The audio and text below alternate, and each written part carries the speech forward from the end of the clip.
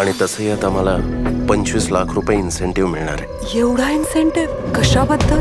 ते मात्र एक सिक्रेट आहे. रोहित, एकतर ना तुझ्या बऱ्याच गोष्टी नंतर कळतात किंवा मला कळतच नाही. बाबा हॅपी बर्थडे. थँक्यू. तू सगळ्यात बेस्ट बाबा आहेस. हो.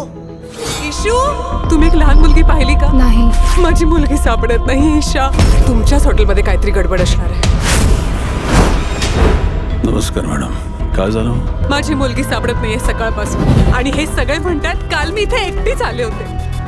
सर, मी सगळ्या स्टाफची जबानी घेतली. यांच्या बोलण्यात आणि त्यांच्या बोलण्यात खूप तफावत आहे. सगळे खोटं बोलतायत. अरे पण आमचा स्टाफ का खोटं बोलेल? मग ह्या खोटं बोलतात का?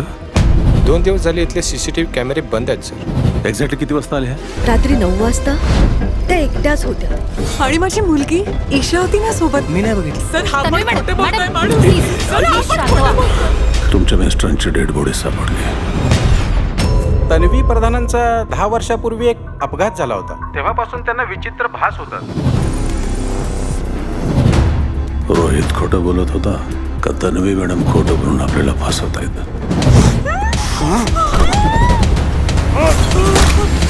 भास आणि सत्य याच्यात लई मोठा अंतर आहे. उद्याचा दिवस माझ्यासाठी खूपच महत्त्वाचा असणार आहे.